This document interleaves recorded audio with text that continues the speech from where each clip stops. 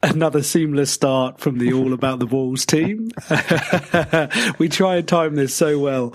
We have a little chat beforehand, and it's all gone tits up immediately with a cough. Straight up. Sorry. Straight up. But that cough is from the my co-host Gareth. Mate, how are you? Apart from coughing, mate, I'm very good. I think better than you are after the weekend you've just had. Brutal. Tell our avid listeners where you've been, what you've seen. Well, I had a couple of, so it was like a sort of an early weekend. So I was back on Sunday, but the rest of the weekend was spent in the beautiful southern Spanish city of Seville. And I've never been before, and it was amazing. Went down there with a couple of mates, and painted the town red. Excellent. But there was one it's just one, like, there's lots of funny moments, as you can imagine, with a few boys let loose with a few euros in their pocket. But there was this one hilarious moment. Like, we went out to, I don't know, like Plaza Central or something like that, one of the central places where there's lots of little bars all dotted around the square, and just everyone sitting in tables, this lovely cobbled area, drinking merrily until the wee hours. But it's quite a sort of a place for the youth of Seville. And so as we sort of walked into this square, there was a kind of a moment where the music stopped, pool balls on pool tables stopped to roll. Everyone sort of turned and looked at us and was like, wow, the average age has just doubled. And the pastiness level of the three Brits. Yeah. No matter how much fake town we used, there was a distinct difference.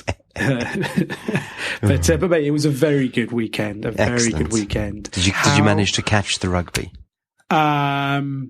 Well, do you know what? We were already. I'd actually secured a place at a bar on Saturday morning to see the England game, and we were all really excited about, like, a big night out. Wake up in Seville in the sun, then get to this pub early for brunch and the game, and then they called the bloody thing off. So I was a little bit disappointed. So actually, we didn't see any. I've watched like highlights and stuff, but didn't see. So you missed the Japan Scotland game? So we were watching that as we came home. We came home home sort of relatively early on Sunday. So we're sort of watching that once we sort of come back. So we kind of knew what was going on there. That was an amazing game. We'll come on to that. in a second. Yes. I'm getting ahead of myself. But you too have had a lovely weekend. Yes. The advert for Centre Parks will start now. So all sponsorship Are you inquiries. wanting a UK break? Should we do some soft music in the background? Exactly. Yeah. I was down at Centre Parks this weekend. It's good facilities. It's so good for kids. Do you know what? And I will say they've geared it up so nicely. There's a really, really good sports bar. Really? Like massive screen. So I was watching some of the Japan Scotland game in there, which has got, it's a bit weird. They've got a soft play area, kids arcade, an Ella's Kitchen free station. Wow. All in the sports bar. Mate, that's everywhere very strategically done. Yes, though. I mean, it's a parenting's paradise. Absolutely. And really good. But yeah, so I managed to catch the Japan Scotland game, which was just quality. So let's get going. Let's get onto the rugby. Or do you want to start anywhere else, or should we go straight into rugby? Let's dig into that. I mean, that's definitely, we're there. I always find this time of year the time of a tournament a little bit sad, because I love the group stages of World Cups where you just see, there's so many games on, like at least 2 a day, and that's fantastic every day for like 3 weeks, or the Cricket World Cup, I don't know, 7 months. Yeah. But then there's this sad time when you kind of have to say goodbye to a lot of the little teams, and you kind of reach the knockout stages, and it's exciting. But I'm sad I'm not going to see Tonga play or Fiji play. But I'm going to see 4 amazing games this weekend. Oh, and just absolutely quality. I mean, for anyone who's not a massive rugby fan, but listens to the show just for our charming chat. And why wouldn't you? The quarter-final lineup is England-Australia, so the old classic. Then we've got Wales against the French, which is going to be a cracking game, I think, if the right French team turn up. You've got New Zealand against Ireland, which we'll come on to, which is bonkers for it to happen at this stage. And then you've got Japan, the host nation, first time ever they're out the groups, and are playing the mighty Springboks. So, I mean, where should we start then? Where should we start? Do you want to talk about the groups and then go on to the quarterfinals, or let's do that? Yeah, sure. So, yeah. Biggest story from the groups is Australia getting out of that group. Yeah. I cannot tell you how much I would have loved it if they got knocked out. Oh my God. But, I mean, so look, I think there's two stories. One is Japan. Yeah. Which is big in Japan. Yeah. It's big in Japan. Mate, I wish we were big in Japan. That'd be cool. Yes. I wish we were big anyway, to be fair. I'm barely known in my own household. Yeah, exactly. Yeah. Sorry. Anyway, enough about my relationship issues. So, yes, Japan clearly not just qualifying, but going unbeaten in the group stages, including taking down Ireland, number 2 team in the world at the time, I think they were, and then another tier 1 nation in Scotland. And to be fair, in all of the games, not just squeaking by, looked properly in control. They properly won every single one of their games. And if I was a Springbok right now, I would be haunted by nightmares of Brighton 15. Yeah. I don't really want to, We'll come on to that. Yeah. We'll come on to that. So yes, look, I think that's one story. And actually, speaking of Japan, I've told you the story, and I think I've shared with our listeners the story about how they've prepared for this. Have I done that? I have. Yeah, I think so. Yeah, but Gary, no, it's a good story and it's very pertinent. So tell it again. Shall I tell it again, just in case someone's new and didn't listen to a recent podcast? So Japan have been playing very, very well, and they've been playing with great accuracy and skill and kind of cohesion. And there's a great story about the coach, Jamie Joseph, who about, I think maybe a year ago, 18 months ago, was planning ahead for the World Cup. Clearly, what with them being the hosts as well, wanted to put in a good showing.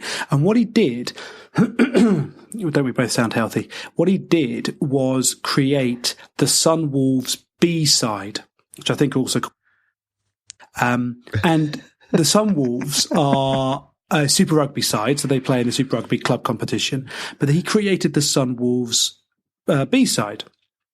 And he then contracted to that team almost all of his first choice Japan international squad. And he then had them in camp for basically a year, for the best part of a year. And now and again, he would allow some of them to go up and play with the Sunwolves in the Super Rugby competition to get a bit of practice and help out there. Now and again, he would schedule a game like against, some of the feeder teams into the Super Rugby sides, like they played like the Hurricanes B or the Highlanders B and things like that. But other than that, he just had them in camp for the best part of a year, day in, day out, training, practicing together. And you can see how that has properly paid off. Oh, I mean, it was a risky move if it had not paid off, but actually, big gamble. Tip your hat to him. He's done phenomenally well, and he's got a fantastic side there. Can you imagine if Eddie Jones and Saracens came to an agreement where Eddie Jones created Saracens B or something like that, and he had all of his England team playing? It's just such a weird setup, isn't it? Yeah. And I was chatting to someone about this sort of earlier today. Is that it does relate back to that how the whole structure of the sport in different places. And I think when we young boys last year, they were talking about how Hong Kong were trying to structure their rugby in the same way that New Zealand do, where, all the clubs basically feed up into the All Blacks and everything is done for the All Blacks. Yeah, they're all centralised contracts when they're That's it, yeah. Whereas, obviously, in England, you've got the clubs themselves are very, very powerful and all kind of private enterprises and stuff. So they will work closely with the RFU in England, but they're certainly not beholden to them in any way. Yeah. So, I mean, it's interesting in different ways, but it does seem success seems to be centralised in the game, in this game. Any other major talking points do you think from the group stages? We spoke about it last week. I think the red card situation. Yeah. Obviously, the Irish lad, is it Aki? Bundyaki. Bundyaki, he's that good Irish name. Bundyaki. I think it's Bundyaki O'Cleary or something like that. Oh, yes. Bundyaki. The Dublin Bundyakis. Yes, exactly. He's obviously his World Cup is over, which is slightly what we touched on last week when I said if you had a long ban post red card. Yeah. Then the tournament's over and he will play no more part. Yeah. That said, I'm not covering the New Zealand Ireland game. You are. Yeah. In terms of, I don't think there'll be much left of that World Cup for them anyway. But you never know. Stranger things I don't think you need to worry. But I mean, do you know what I saw? Actually, so here's two other lovely stories from the group stages. One is that I think after that Ireland game, was it against Samoa? I think and to be fair, the tackle on the Samoan player was pretty vicious. Like it wasn't like malicious. I think it was just kind of he got his timing wrong. He got his timing and his height wrong and things like that. But I don't think he was trying to smack the guy's head off kind of thing. But he made a bloody good job of it. But after the game, the Samoan team or the Samoan manager or coach something like that came out and support Bundyaki in Ireland as much as possible in the discipline and citing commissioner process. Because they desperately didn't want him to then be banned and miss out on the quarterfinal and stuff, which I thought was a really nice touch. Do you know what? A really nice touch. Every time the Rugby World Cup's on, you realise what a great game and community the rugby community is. Even the Canadian lad who got the red card against the Springboks, he went straight in after the game with a beer and went straight over to the lad he took out and gave him a beer and apologised that he wasn't trying to, there was no malice in it. He was just overexcited and bigger than he thinks he is. Yeah. And I think that just sums it up. You just don't get that in other sports. I do love as well how a staple the dressing room is beer. Yes. Just in a World Cup. Yeah. I mean, actually, that said Canada's World Cup was over. South Africa was still, although they had a 12-day break, they could have gone on a real bender for 2 days and still had a 10-day recovery. Estabez in Japanese bars, just this mountain. Yes. But actually, speaking of Canada, did you hear the story about? This is my other really nice story from the group stages. When did Canada's game get cancelled because of the typhoon? Yes. But then the squad then went out and helped with clearing up debris and damage and all that kind of stuff instead. They'd be quite handy. It'd be like some strange weightlifting gym session for them. That'd be amazing. Just picking up Toyota Priuses everywhere and moving them around. But I thought, again, in terms of they could have got Estabez there. He could have picked up oh my God, a Japanese house and moved it back to where it was supposed to be. Yeah, the entire family, put them on his back and carry them to another city. Like a massive tortoise. Just like Godzilla. It would be like Godzilla, just him just walking through. If he turns the corner on a sunny day in downtown Tokyo and people see the shadow and think, oh, Christ, it's come true. Anyway, big giant lizard. Anyway, we joke. But there have been some lovely stuff. I mean, there's been lots of good rugby. Disappointment for teams like Scotland who will this World Cup. I think Fiji as well might feel as if they definitely weren't sort of picked to qualify, but the way they played some of their games, like they had Wales on the ropes, they had Australia on the ropes. If they'd beaten just one of those two teams, they could have really challenged for the quarters. So I think they'll feel that they've missed out on an opportunity. But yeah, apart from those, I think it was business as usual. Yes. I think it's what you would have picked.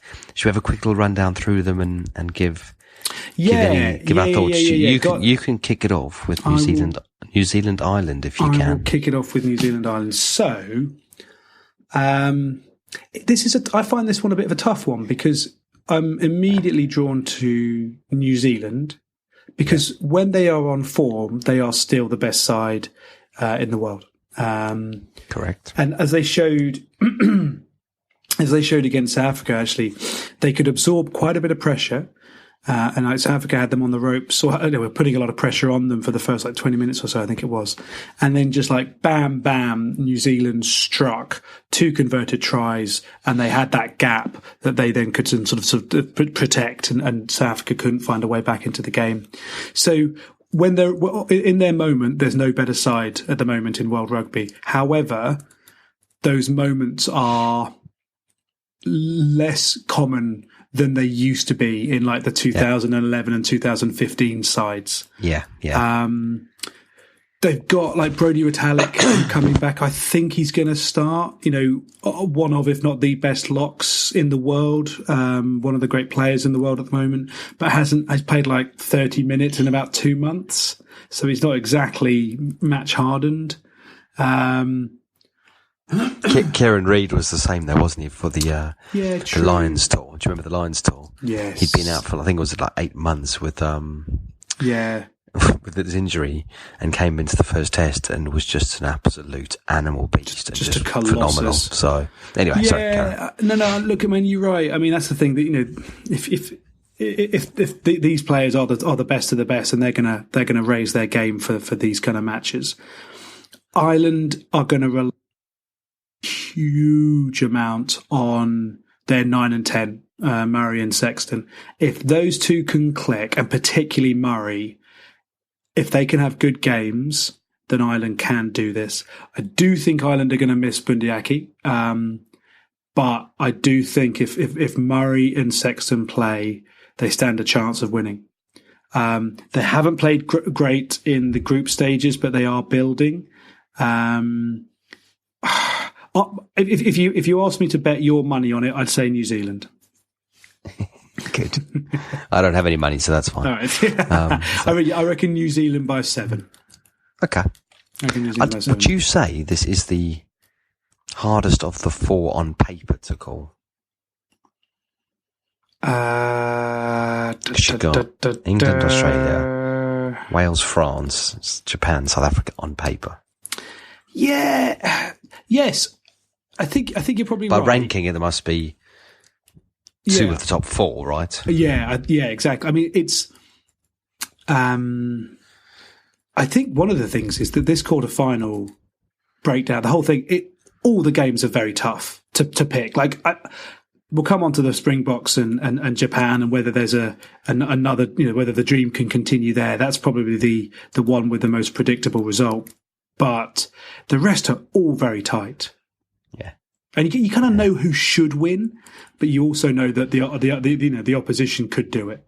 Yeah. So so speaking of which, Wales and France. Yes, again, talk to us. Les Bleus et Rouges. Yes, we. It's interesting. Wales. Just a quick little stat for you. Wales have in the 1, 2, 3, 4, 5, 6, 7, 8 World Cups they've played in prior to this. They've only ever got past the quarterfinals twice.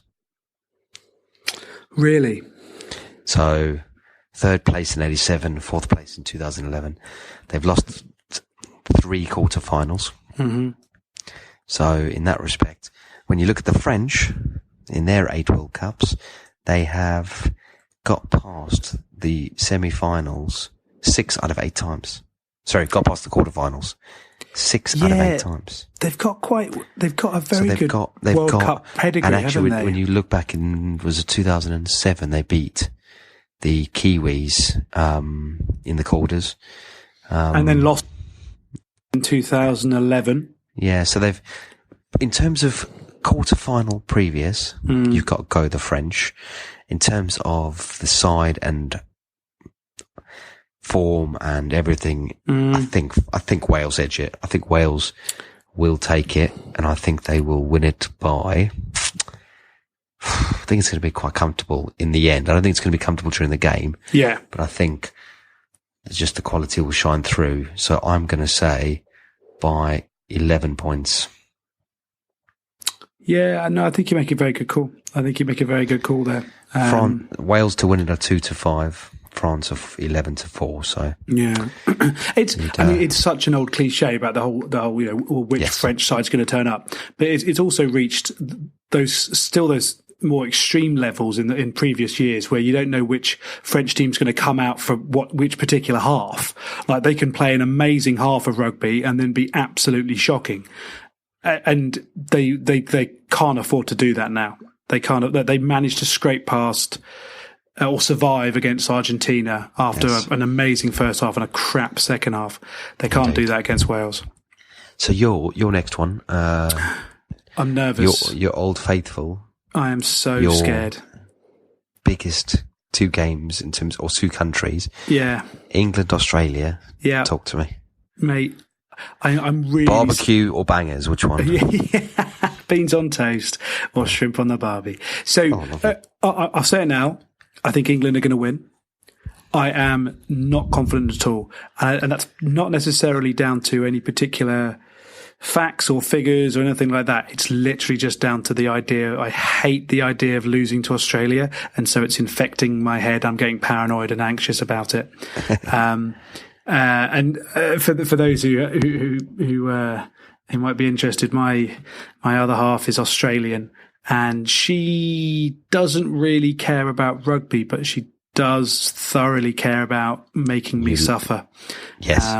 So I did say to her, look, if England lose, I'm going to need to go out for a little bit and just sort of walk away because I will be very, very, very upset. Walk away. Yeah, it's going to be interesting. But let's go for a little bit more analysis rather than just my emotional turmoil. Okay. England are in good shape. You know, it's a shame they didn't play the French because I think that would have given them another game to gel, and it would have been a tough game. So I think that would have been really useful for them. They've not had a tough game. They haven't. I mean, even against Argentina, that red card against the psycho Lavanini was really early. And as much as he is a psycho, it was very early, and it totally dictated the result of the game. So they've been getting better with their performances. The upside is that they didn't get any injuries against France, and they've got more rest and all that kind of stuff. Billy Vunipola is trending well to play, which is good. I think I don't think he's been in amazing form recently, actually, but I think he just psychologically brings us some confidence to England and a bit of calm and structure. So I think he's a key player there. So someone tweeted, I think it was the Rugby Report Card tweeted over the weekend, that Japan are playing the way that Australia wish they could. And that's so true. Like at the moment, Australia are just not clicking, particularly in the backs. They are just not clicking. And we should make them pay. I was reading this earlier. I thought this is quite curious considering the situation, but Michael Cheika has had a lot of criticism over the last, 2 years, 3 years for not really having a settled side and not really being confident about who his best 15 is. And in this World Cup, he's picked 3 different halfback combinations in the 4 pool games. That's a lot of chopping and changing. And is that because he doesn't know his team or because he's just rotating? This is the thing. It's like, I don't think that's good rotation. I don't think that's showing that they've got strength in depth, because actually there were times like against Fiji or Wales, I can't remember. They started Foley and they had to get him off because he was having a shocker. And it was only when like Tamura came on that actually they played better. I think that was against Wales, but like they have not clicked yet. They have not clicked. My concern is that they're going to click on Saturday. They shouldn't. They absolutely shouldn't. Like England have beaten them 6 out of 6 since the last World Cup. but England have not reached a World Cup, have not won a World Cup knockout game for 12 years. So Good start. a little bit scared. Key for England, I think, is actually whoever starts at 9, who I assume will be Ben Youngs. I think he has to have a really good game, and then Farrell. And I am very concerned. I haven't seen whether they've announced the teams. Actually, that's the kind of quality research you can expect here on All About the Balls. But if they start Ford at 10 and Farrell at 12, I will be anxious, because I don't believe that's our best setup. But it has been working so far in this World Cup. But I just don't think Ford is the right guy for this big pressure game. Yeah, it's going to be interesting. Prediction: England by 5. Oh, tight. And a tight. very, very anxious Oliver in a pool of mess on the floor. Yes, it's going to be tight. Yeah. And then the last game of the quarterfinals. The last one is the mighty Cherry Blossoms against the Springboks. What a game! I mean, this couldn't have worked out better in terms of story and excitement and things like that. If the organisers of the Rugby World Cup wanted to write how this turned out, yeah, because I didn't realise. I'm going to bring it up instead of letting you bring it up. I'm going to get ahead of the curve. But the first time South Africa ever played Japan in their history was 2015. Was it really? First time ever. No, so up until this year, South Africa had never beaten Japan in rugby. So they won in 2015 in that opener. In Pool B, which was I still am reminded of. There's still actually pictures and a Japan rugby jersey up in the stadium in the bar I have a beer in. Yeah. So it is a regular reminder of that situation. South Africa did play them in a warm-up game before the World Cup and won 41-7. So on paper, and South Africa are looking good. They're looking like a put together unit. Yeah, they've got good. They don't. There's no major injuries really. Everyone's fit. Everyone looks up for it. There's good unity in the squad. So you'd like to say that South Africa should take this, and I think, although people have been saying it the whole World Cup, but I think this is one game too far for Japan and who they're playing. I think if they had France, or even Australia, maybe in Australia's current form, you'd fancy them to still, they just, and I don't mean this in a bad way, but they just beat Scotland. They were, well, when I say, look, they controlled the game, but it wasn't like they ran away with it by 25 points or something. Sure. So, but although it is home ground, and you never know. What if they do beat them? Where are they going to beat them? Where is it that South Africa are gonna get done? Probably in Tokyo. Genius. Thank you. I think, like you said, their precision at the back, I think is good. Their ability to close down defensively. The one thing I've seen with Japan, in my limited rugby knowledge, is they just don't seem to make very many mistakes, and they don't let the other team get on the ball enough to control a game. Yeah. And I think Scotland, right, I think Scotland could never really get a foothold in the game. Look, they didn't play brilliantly, but they didn't play badly. But I mean, South Africa's quarterfinal histories, well, they've been in 6 quarterfinals. Yeah. They've won 4, lost 2. So it's, I don't know. I'm going to say South Africa by 15. I think. Oof. I think it's going to be a bit too strong for them. Yeah. I mean, look. And if Faf de Klerk and Andre Pollard play well, and also up front, I think South Africa will be strong. With Faf with that hair, If he gets those locks flowing. Well, I just wonder, like, if Japan can get ahead, if they can knock over an early penalty, then another early penalty, 6-0 up, then they sneak a try or something like that. If they can just get ahead, I think, and their accuracy and their sort of the execution of the basics could make them hard to chase down. I think it's going to be a tough game. Yes. Yeah. But that would mean, so prediction wise, that would mean the semi-finals would be England, New Zealand, Wales, South Africa. Yeah. Well, and I think Wales would fancy themselves against South Africa. Do you? Yeah, I think they would. Yeah. I think they would. I think in their current run and their form, I think they would fancy themselves against South Africa. A Wales England final, mate. That would be amazing. South Africa. Or South Africa New Zealand final, which would still be an amazing game. It'd be depressing for the Northern Hemisphere, but it would be amazing. South Africa, England would be good. Look, it's all set up. Hey, it's all amazing. It's all amazing. Perfectly poised. If Japan go through against South Africa, I can see Japan beating Wales or France. Yeah. Do you know what I mean? I mean, can you imagine a Japan final?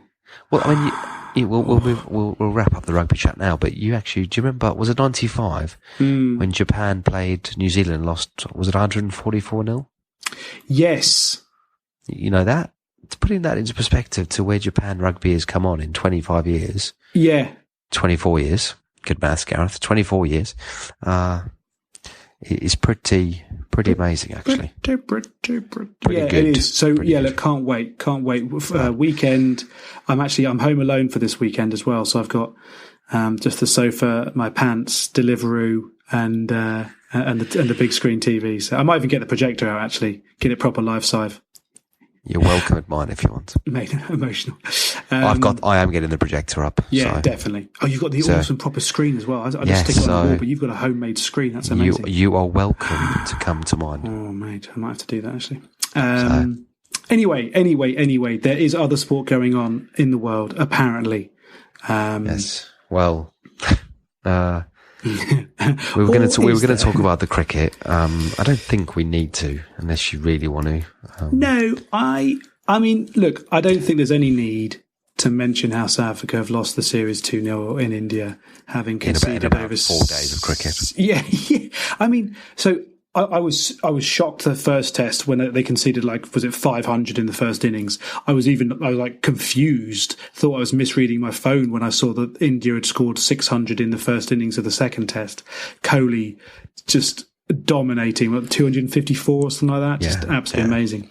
But I think we've asked this question before, but I just want to raise it again. How is winning a test series away from home too hard? Why is it that hard? Because even Australia retained the Ashes, but they didn't win the series over here. It was a draw. But and South Africa, who are a good side, have gotten spanked in India. Yeah, I mean, I don't know if they ever did it, but county cricket here, they were talking about the away team. There is no toss. The away team chooses what to do. Really? And I think there's potentially an argument in that context, because South Africa could bat first and score 400-500 on the first 2 days, and then you never know. But I think actually India is a difficult place to go. I did see a tweet, I think on whenever the first day of the test match was, maybe last Friday or something like that, and it said second test, first day. Kohli wins the toss, chooses to bat, game over, and it was that predictable. It was that predictable, and you think that's not good. That's not cool. But speaking of things that are not good, speaking of things that are not good, yes, actually, we're going to have a serious, disgustingly serious bad moment on the show. England, Bulgaria. You have to say, I don't want to talk about it too much but you have to say England carried themselves fantastically well last night. I think you're absolutely right. I think they did themselves both as like the English football's reputation, which has had some very dark times in the past. But I think also it's like those individual players, their individual brand and reputation. I think they did themselves proud. Did us all proud. Raheem Sterling has come out in the last 18 months and looked like a very, very mature young man who is working and educating people on how to behave, and actually there is a lot more to everything than people's colour of their skin, and actually that's not what anything's about really in reality. So I mean, like you say, I don't want to give the scum any kind of airtime or anything like that, really. Not that we have any listeners, but like I do think UEFA need to come down on Bulgaria with a ton of bricks. Like, there has to just be huge penalties. I've just realised, for anyone that doesn't know. Oh, sorry. Yes, England played Bulgaria last night, and the game was almost abandoned for the first time due to racism. They stopped it twice. They did a public address to tell them not to stop it. Apparently it was all planned and pre-planned. There was a load of ultras, I think they're called. It was like part of the stand or something like that. They had like a group of about 60 odd or something like that. Yeah. Ultras all in black hoodies. Carry on. Sorry. No. But like you say, it was planned. It was organised.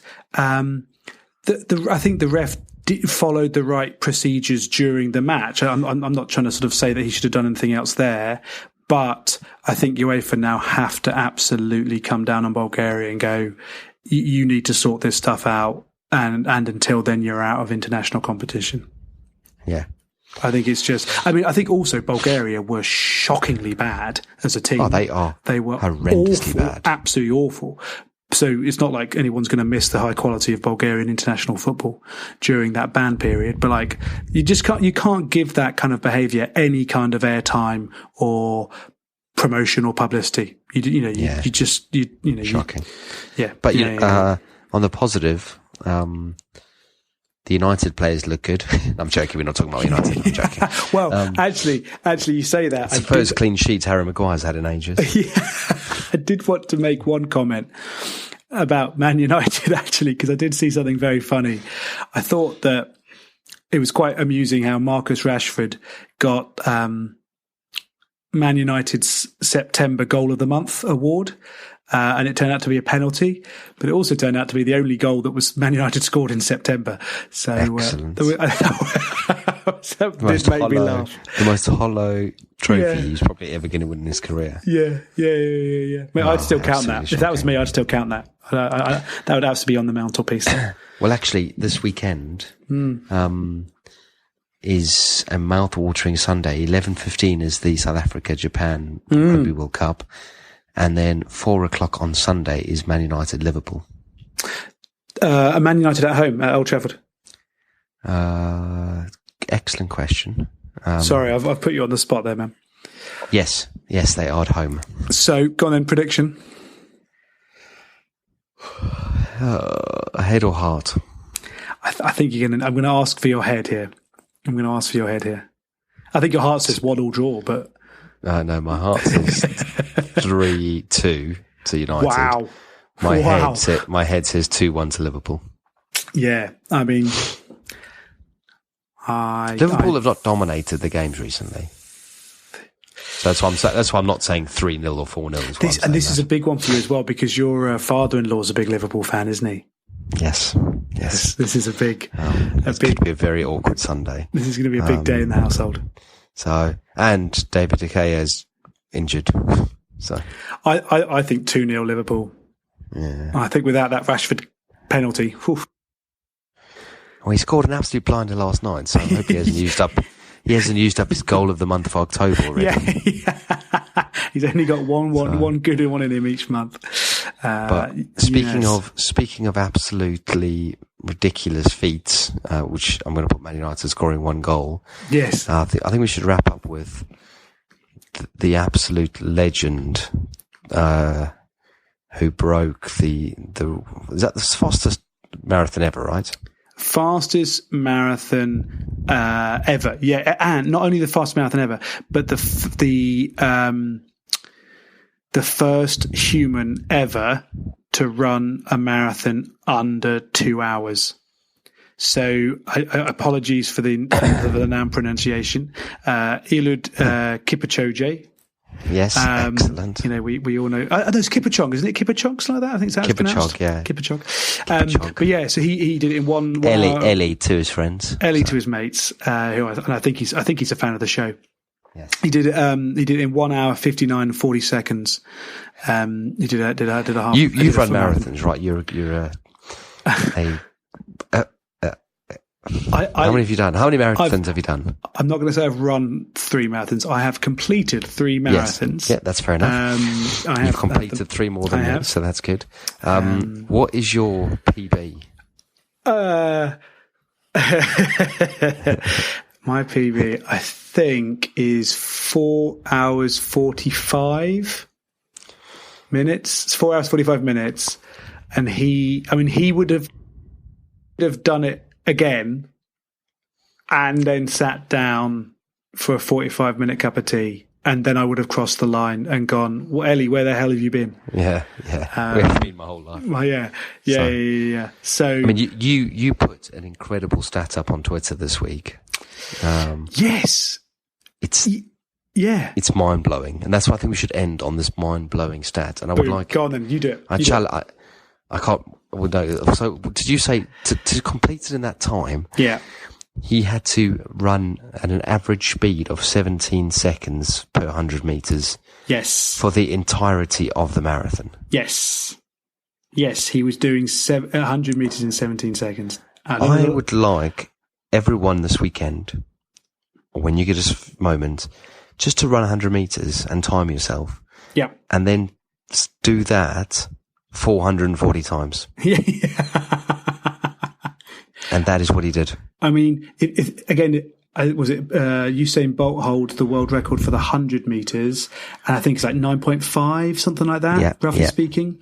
So he's running the 100 meters less than double the time that Usain Bolt. So Usain's the fastest man in history. This guy can do the 100 in less than double what Usain can do it, and then he does it 439 times. Is he clean? I mean, he runs pretty fast. Does it matter if he's clean? He's not doing it in an event anyway, so he could be. I mean, this didn't actually count as a world record. I don't think he is, but I'm sorry. I don't think.